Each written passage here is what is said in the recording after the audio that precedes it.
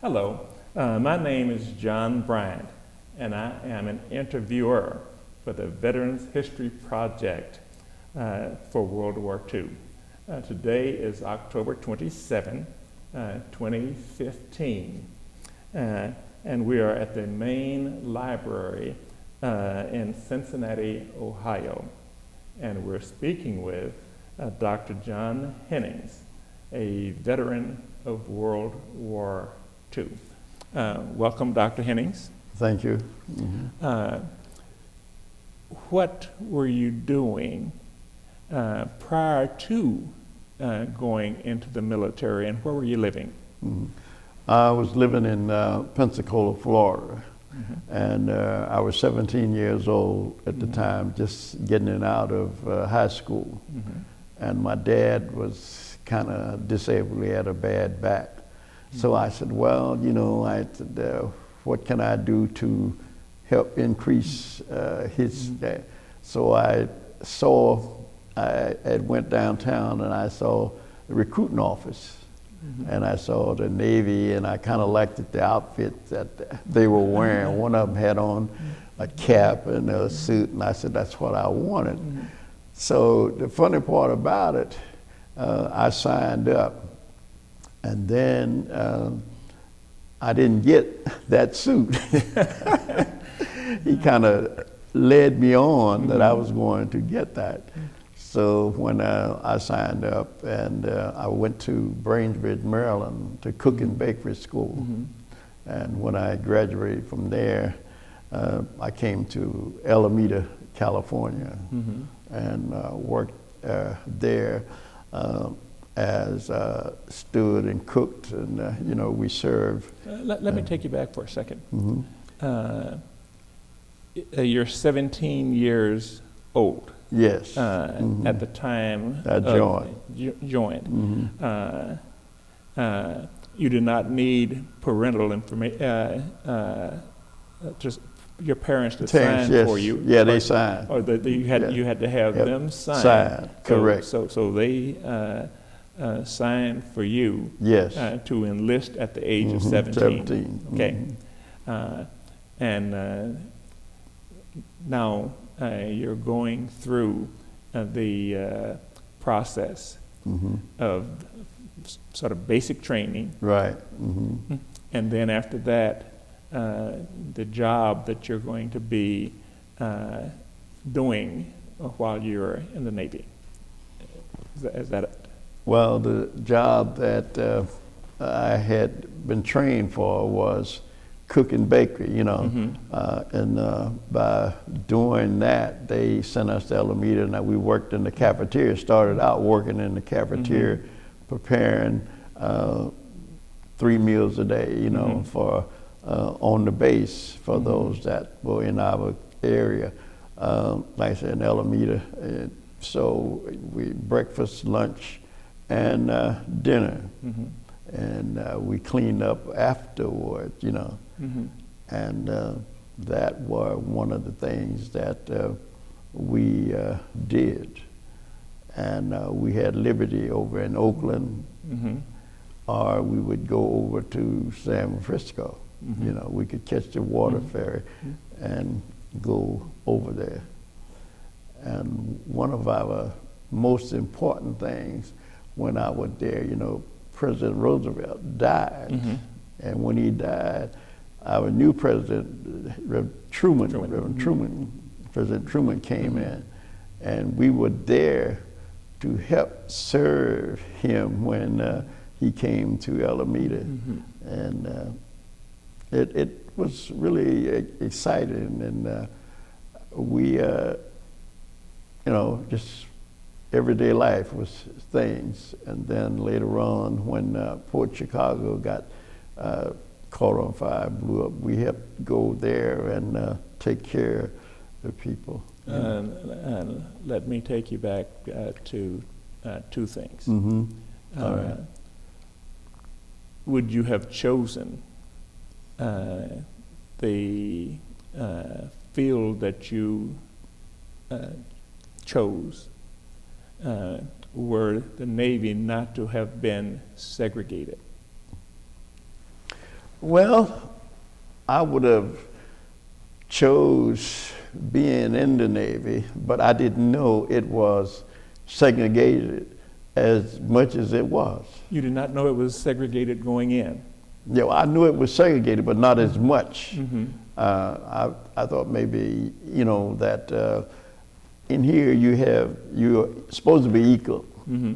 but we were not. Mm-hmm. We were not, because we had separate barracks, Mm-hmm. you see. And that was one of the things that I didn't count on, Hmm. So it was really a difficulty there. And, as I said, when you go along, you learn, and you look and listen, and there are many things are said against you. You slop. It's just the everyday thing that life was in that time, in that period of time, was really bad for any serviceman, Army, Navy, or Marines. So there, And you mentioned Fort Chicago. Mm-hmm. Most people won't know what that means, and they hear the word Chicago, Mm-hmm. and they think of Chicago, Illinois.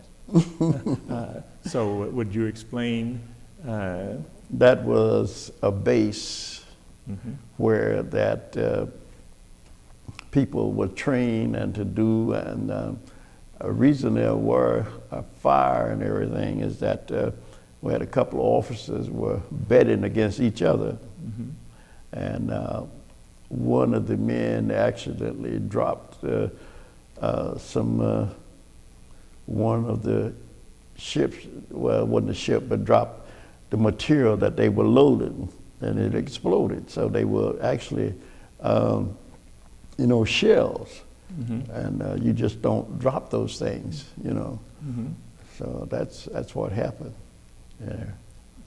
And so there was a huge fire. Yes, really. And so then, how did you end up? You're a cook. Yes, well, they asked for volunteers. Oh, you volunteered. Yes. If you're human, Mm-hmm. you don't want to see anyone hurt.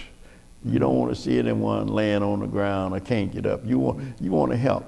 Mm-hmm. I feel that regardless of what has been said or how, if I can help someone that's in trouble like that, I'm willing to try to help them, So this is why, not just only did I volunteer, but a lot of men volunteered because we felt that was our duty. They were supposed to have been our brothers in arms, Mm-hmm. and they wouldn't have been right to lead them there, not knowing, You didn't have to go, but they said to volunteer. Because it was fairly dangerous work. Yes. There would have been collateral damage. Yes. For those who were volunteering to, not unlike in some respects 9/11 and volunteers who went Yes. and then ended up with problems that would be with them for the rest of their lives. Yes. And a lot of them lost their lives. A lot of them lost their lives. Yes. That was true also in the Fort Chicago yes. situation. Yes. So, what then happens to you in the military and your career? Now during that time, Franklin Roosevelt dies, and Harry Truman took over. becomes the president. Right. Anything there that sticks with you that comes to mind?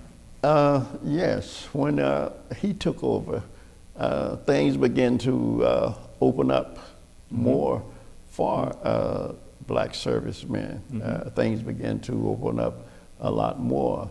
And he was fair-minded. It didn't just open up, Mm-hmm. but it began to open where things that you could do and all, and then it seemed to be that he understood what was going on, and he knew that we weren't satisfied, Mm-hmm. but he could only do so much, Mm-hmm. you know, and this is why I liked him. A lot of other people liked him. A lot of people didn't like him, but he was fair-minded, you know. Now you went in the Navy Mm-hmm. in 1943, Mm-hmm. and you were in for 3 years. Yeah. Mm-hmm. So you finished in 1946. Mm-hmm. Any recollections or thoughts about sort of recollections how the war ended, and sort of what you were doing and what your feelings were at the time? Well, my recollection was that I never did like blood, Mm-hmm. but you see it and you get used to it. Mm-hmm. And then serving in the service, you know, you get used to helping your brother. If he's down, you try to help him carry it out. And there was so much fighting, and then you read about it and you see about it till, you know, it become used to it. It was just like a daily thing, like, because that was something daily, you Mm-hmm. know, something you said about it daily. Mm-hmm. And we know that we had some good generals and we had some good admirals to guide our fleet and things around. So we, you know, we were excited by when they said, well, our ship did this and did that, and then when they kamikazes started bombing our ships, we were terrified because there was nowhere for you to go except back down in there, and they flew over and scraped the deck, you know. And so, and what I mean by scraping is when they just shoot and the bullets go everywhere, you know. So they had people up there trying to get plans off, people shooting, termites, and you know, a man sitting in one place and he's turning around trying to fire at the thing, you know, he allowed to get hit any time, you see. So this was the part that... Now, did you serve in combat? Just a little, not a whole lot, but we had a little, you know, and my job was to take the sick, those that were hit, down to the sick bay and all. And so this is what my job was. And this is something that, you know, I was terrified of. You know, you run up and get somebody, you run back down and all. So, then you try to have meals ready, hot when they're working anything, because when people like we had food, and you never know when you was going to be attacked, so you had to be ready. You had to have everything on the moment, you know, to get it, and then so that the individuals could eat and they could go right back up to where their station were. And this is one of the things that was really, I guess it was the idea that be prepared at all times, because you never knew. You went into the Navy. Yes. At the age of 17. You came out at the age of 20. Did you think about re-enlisting? No, I did not. I went to the Coast and Gregory. I enlisted in the Coast and Gregory for about 6 months, and I didn't like it because I found the same thing there as it were just the regular Navy. You know, Coast and Gregory, they took care of the ships, booze, and took care of the harbors and everything, went out and everything. But it was still the same. You were a second-class citizen. You were not a first-class citizen. So I just got out. I just got out. What did you learn in the Navy that carried over into your post-military now life? Because you're a 20-year-old, really just getting ready. But was there something that you learned in the Navy that was sort of helpful in your post-military career? Well, excuse me, what I learned in the Navy was that you had to really depend on yourself. It wasn't a lot of people that you could talk to. And I've already liked to read. And I would, when we got through doing what we was assigned to do, I would get a book, read, try to talk to somebody that I knew.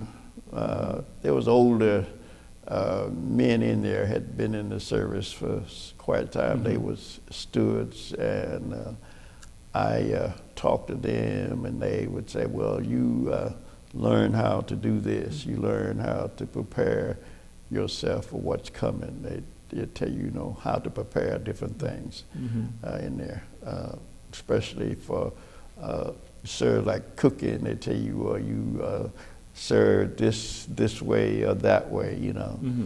And they watch you, kept a hand on you, you know.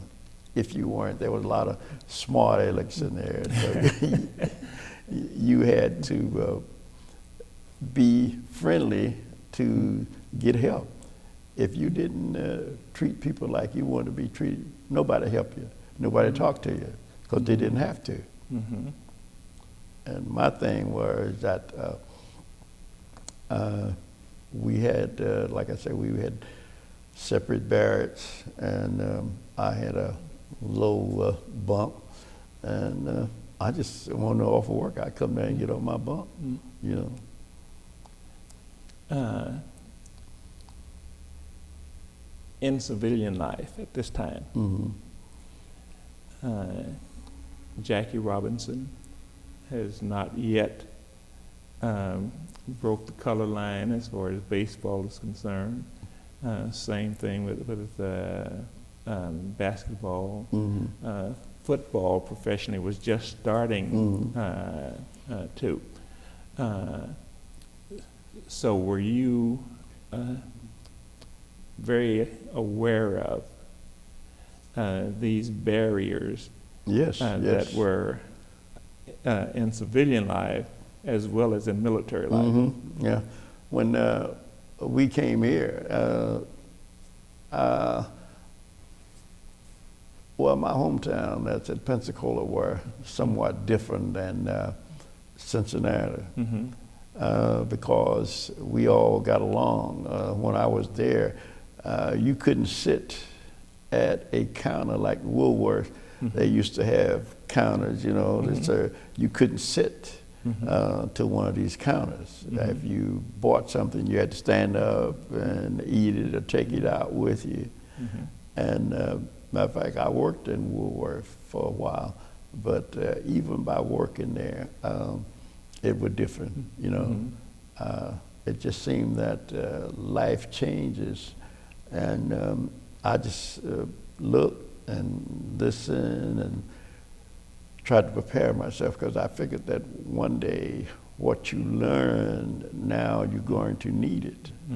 And it was like difficult to do that. And I had an aunt that lived there, and she worked for a lawyer, and he were a very just man. And she, you know, that my first car, she bought it for me, you know. And when we went to the car place to buy the car, this man act like he didn't want to sell her this car. Mm-hmm. But he had, another man asked her, who you work for? And when she told him who she worked for, Mm-hmm. he immediately said, come on, Miss Head, come on, Mm-hmm. It was just right then, because I guess he figured that if she go back here, I'm gonna have trouble if I don't sell her this car. Mm-hmm. And that's we got this car. So essentially, a white person, Mm-hmm. He didn't directly vouch for her, but she worked For him. Mm-hmm. and that meant Yes, that, because he was yeah. well known. He was a well known lawyer, Mm-hmm. and in there, so that's why. So you are mustered out of the Navy Mm-hmm. in California? No, in Jacksonville. Back to Florida. Yeah, in Jacksonville. Jacksonville, Florida is where you Mustered muster out out. in. And then how do you get from Florida to Cincinnati? Well, I was looking for something to do because we didn't have any work. I mean, only thing you had was digging ditches and so I went for that. Mm-hmm. And I was getting that $20 from the service pay. So I called my uncle here, and he said, well, you get up here, I'll get you a job. Mm-hmm. And I left there on Sunday and got here Monday, and Tuesday he went to work. Wednesday I went to work for plaster. I was mixing mortar. Mm-hmm. And I did that until just about 1960. So, well, I worked about a year for GE, and then I didn't like the idea of being laid off all the time, because when you got a family, you got to feed them, you got to take care of them. And I went to the city, and the man that I never forget him, he was a tall, slender fella. He had a patch on his eye. Some white fella had a patch on his eye. And I was weighing about 145. So he said, you don't look like you can do no work. He said, what I got you can't do. And I told him, so he told me what he had. So I said, I take it. I filled out the application, and he sent me down on Court Street. There used to be where they examine you at down there on Court Street. There used to be a little clinic down there. Mm-hmm. And we went down there, and when we got down there, this man, he examined me and passed me and gave me my bill of health. And I came back to City Hall, and he said, you can start to work tomorrow, and told me where to go. And at that time, I went to Crookshank. You remember, that's way out, where Crookshank is out. I went out there, and they put me on a truck throwing garbage cans. And that was something, because most buildings in the city then were on coal. They was burning coal. And one of my jobs were the Lara homes, where I worked there. We took care of all that in there. And I worked there for about 2 years, just working around, on this truck. And finally, I passed truck drivers, and I got to be a truck driver, and things went a little better, So it was something.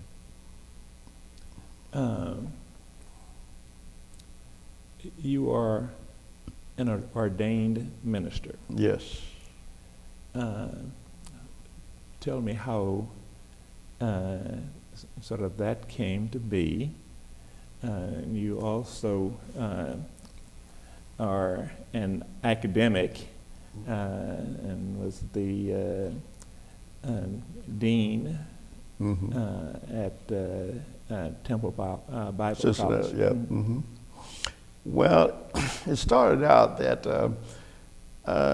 we used to go to Revelation Baptist Church. Baptist Church. And I had a friend there, Reverend Aaron Bland. He was there, and I was there with him, and Reverend Shuttlesworth Reverend Shuttlesworth. was. So I started working there and serving the Lord there, and then Reverend Shuttlesworth left, and Reverend Bland left, and I left.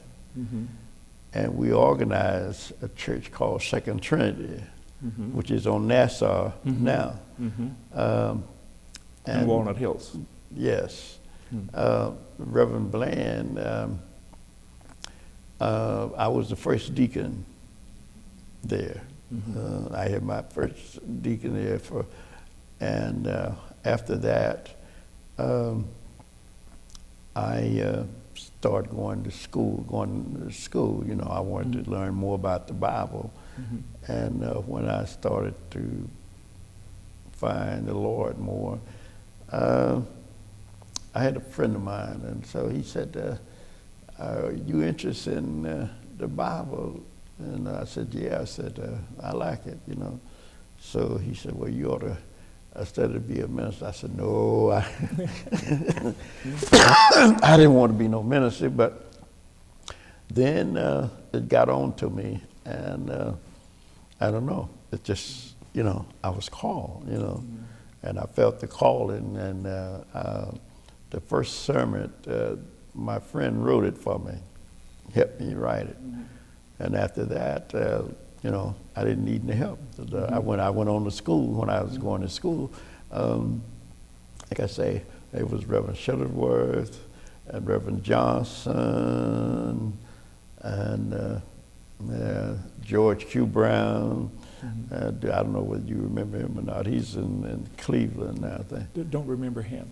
Let's go back for a second.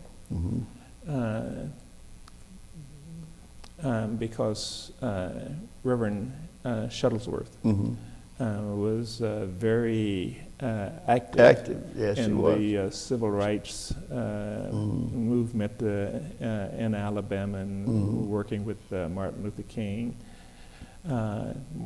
Jr. So talk a little bit about him and any impact that he might have had on you.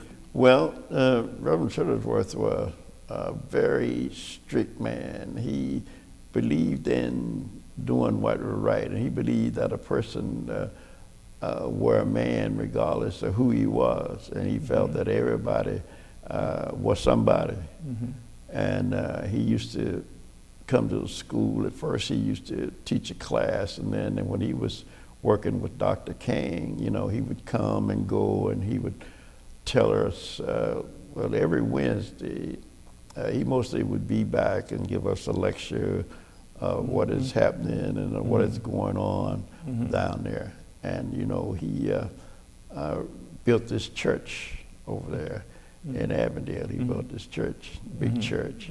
Also on North Crescent. Crescent, right, yeah. And he was a good man. We used to go over there at sometimes, you know, he would invite the church over, the school over, and we would go over there, and if he didn't lecture, you know, he would preach, and he was somebody. I liked him. He was a good man, fair man. That's what I liked about him, because he was fair. You know, he didn't throw no punches. He didn't tell you, you do this, you do that. He said, we'll do it together. And this is what meant a lot to me, is when he said, let's do it together, you know. And when somebody is that way, you begin to look at him. You see something about him. He was different and all. And the whole time that I knew him, I never knew him to just jump up and blow up, you know, like some people do. I never saw him do that. I saw he'd be calm, he'd smile, and when he came in the seminary, if we was in different classrooms, he'd come to each classroom and speak, and that meant a lot to us, you know. Now Otis Moss Jr. Also came through the Cincinnati area. Right. Did you have any interaction with him? Yes, he was there. Yeah, he was on the board over there. Okay. Yeah, yeah, on the board of directors. Yes. So we, got to meet him, and everything was all right. It seemed that we've had some good days and some bad days with it, and all. But we worked over there. The seminary was financial. We were accreditation from Atlanta. We had accreditation from Atlanta, and so they were sending a certain amount of money, and we used to cook dinners, sell dinners, and things to help meet the obligations that we need.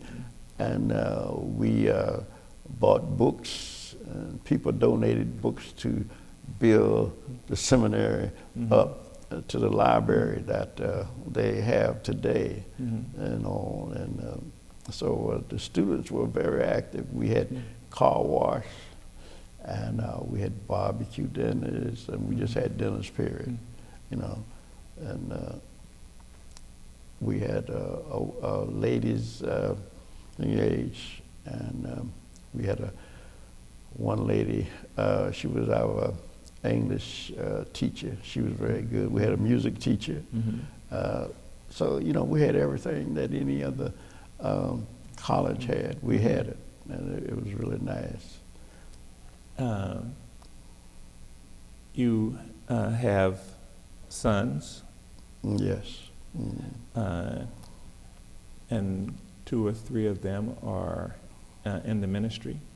Well, one of them is in the ministry. Then I got 2. One's a deacon, one's a trustee, and they seem to be doing good. And then one that is the trustee. He also is working. He's part owner in a funeral home. He is part in Youngstown, Ohio. Yeah. And you lost a son. Yes. Wrong. In the Vietnam. The Vietnam War, yes.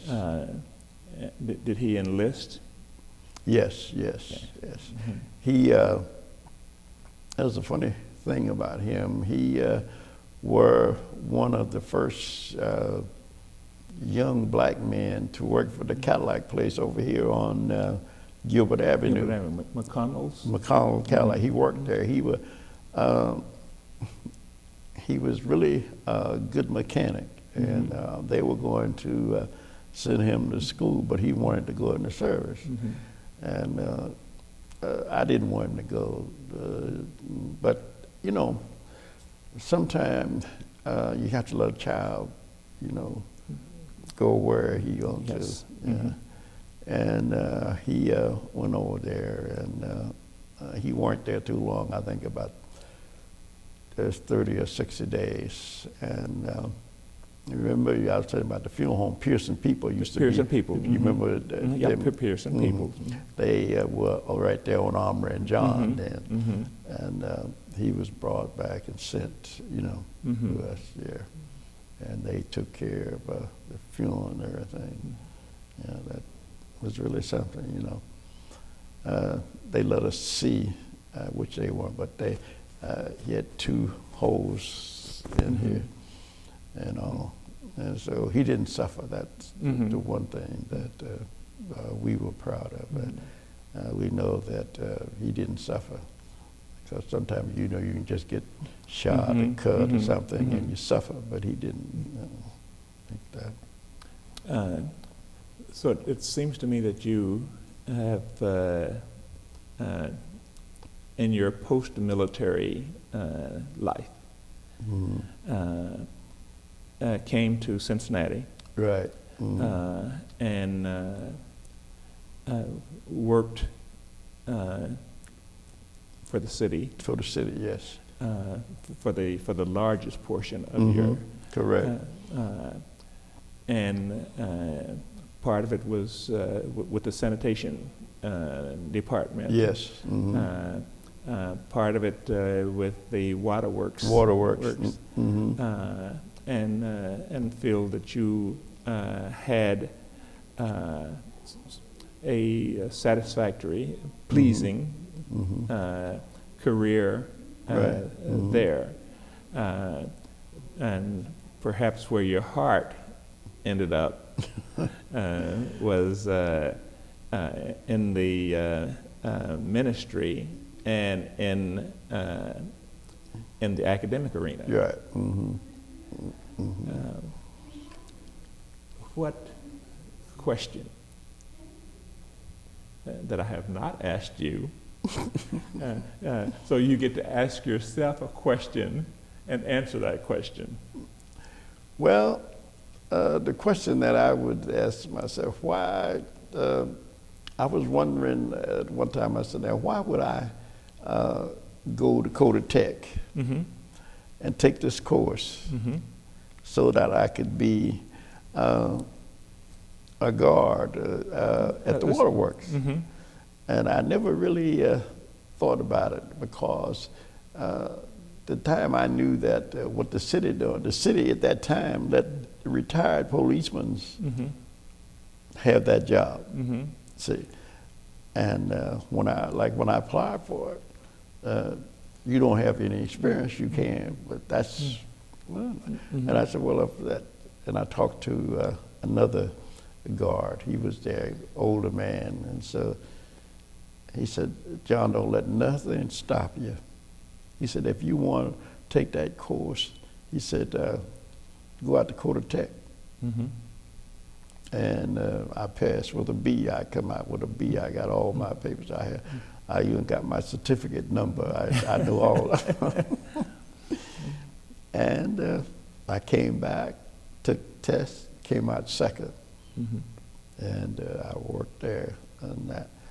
And but prior to that, I worked out in the field, working, you know, we was fixing pipes, cold weather, and I didn't like that, and I came and asked for, they had a job, that storeroom. I worked in the storeroom, and from the storeroom to being one of the security officers, and so it was really something. And I was also there while we were there. The city passed equal opportunity. We had, it was John Hammer. It was 4 of us that were running for who to be the man to go between the city and the jobs, equal opportunity, see, you know, what kind of problems they were, we would handle it. And I won that. I came out top on that. And that's why I was telling him a lot of stuff that if I had, I don't know, I looked at it last night, I started just bringing it, and I didn't, but I got it. I got stuff like that, just pile up, you know, and all the certificates. And in the meantime, while I was working for the city, you know, the Lord blessed us, you know, and you can't do anything if you don't have the Lord on your side. You know, you're not, some people might, but I feel that I've been blessed. And you know, I like to see anybody progress and move forward. But I feel that if you don't have the Lord on your side and be willing to treat people like you want to be treated, you can't make it. See? And at my age, I'm 91 now, and I feel that there's only one somebody that brought me this far, and that was the Lord, you see, day by day. Do you sing? A little. Because you were talking day by day, and I believe that there is a song. Yeah, my wife is a singer. She is the singer. She's the singer in the group. But you know, I sing a little in the. Of course, they used to say that you can't be in the pulpit if you can't raise a song. Yeah, that's right.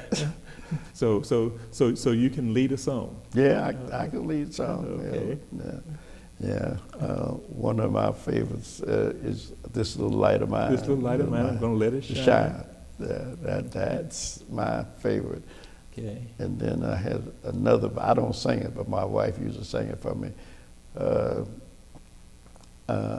I used to sing with the ever-ready singers, and it was a song about how I got over it. How I got over it. Yeah, and that was Stand by me. Yeah.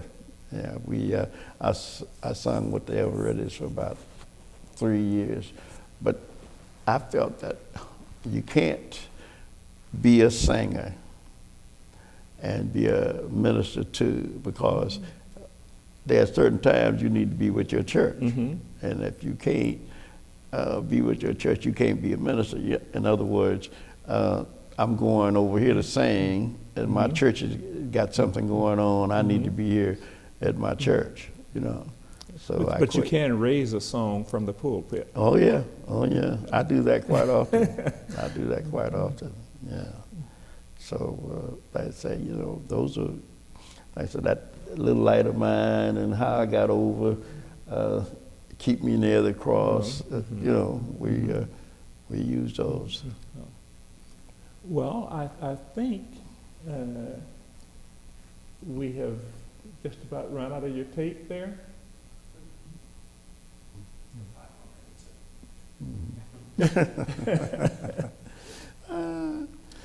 It has been a absolute pleasure for me. Well, it's been an honor for me to have the meet opportunity you. to chat. You know, we would like to when we test. I'd like to get your telephone number and thing, and then sometime when we have something special, I want you to come by and be with us. Well, I will certainly do that and be delighted to. I know Calvin Harper. Do you? Well, you know, he used to be one that started the seminary up there on the corner. Yeah. Well, he left us. He left, but there, you know, Cincinnati Bible College, and he worked for Procter & Gamble. He worked for Procter. Thank you, sir. And I went to Bethlehem Baptist when it was down on Clark Street, 947 West Clark Street. St. Luke was on the corner of Clark and John. And of course, Revelation, and that's where Reverend Shuttlesworth came when he was coming from Alabama to Cincinnati. You're a little bit older, but our paths came close to the cross. And actually, I had a brother that worked for the Cincinnati Water Department, Edgar Bryant. And also a couple of cousins that sang, Maceo Barnes. And he sang with, I think, Isaac Mincy and I think Stanley Broadnax was in that group. So you know, our paths. Yes. We it seems that, you know, we've been close in there together, but the main thing is that the Lord has been good to me. So one of these days I'm going to, if I can catch up with you, for maybe we'll have a lunch. Oh yeah, well. And I will bring some things that I would like for you to see. That I've got all kinds of certificates and things, and also for him, I'm gonna get together and let you see this. Well, Brian will have to bring us back together for. And I taught at Withrow High School. All right. And was the assistant basketball coach at the University of Cincinnati from 1968 to 1971. All right. Well, let me tell you a little story, right quick. I used to go to New Friendship. I was going over the New Friendship when the pastor died. When the pastor died, the one that they had now, he weren't there. But anyway, they called him on a Saturday night. And that same night, one of the deacons called me from Bethesda. And that was April the 15th. I never will forget that. And at the same time, he was governor there, Reverend Harper. So I came down to Bethesda on that the 16th on a Sunday.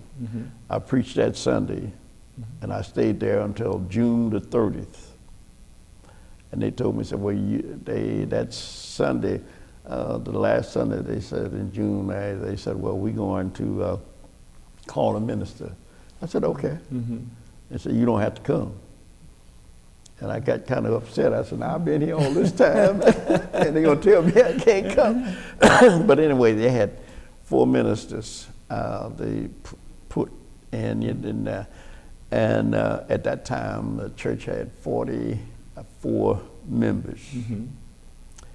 And around about 2:30 or 3, I was sitting home watching the ball game, and the phone rang. So it was the former First Lady, Reverend Wilkerson. She called and said, well, we got our pastor. And I said, okay, that's good. She said, well, it ought to be good. She said, we call you. And I didn't believe it, I said, okay. Then that about another half hour, I got another telephone call. So this was the deacon that had called me. And so he said, Reverend, we got you. And I said, what? He said, well, we call you.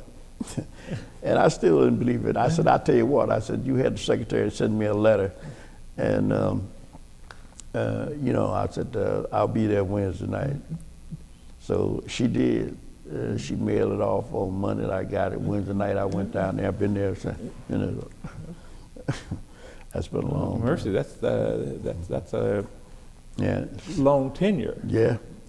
So I retired once, but then we had another young man came in, and all they want is money. So we didn't have that kind of money. So but that's the way I got there.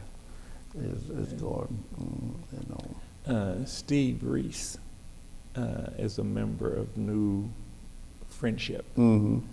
I taught Steve did you? At Withrow High School and coached him on the basketball team. So, yeah, nice young man. Yeah. Oh, okay. But like I said, the Lord has been good, and I just feel that I've been blessed. I know I've been blessed, because he could have been gone, And let me tell you this, I was talking to a young man, and I said, how are you feeling today? He said, oh, I feel good. And I said, well, I do too. He said, well, I'm looking down at the grass instead of looking up at it. In other words, he's looking down, and instead of him looking up. So I said, I'm going to use that. He said, help yourself.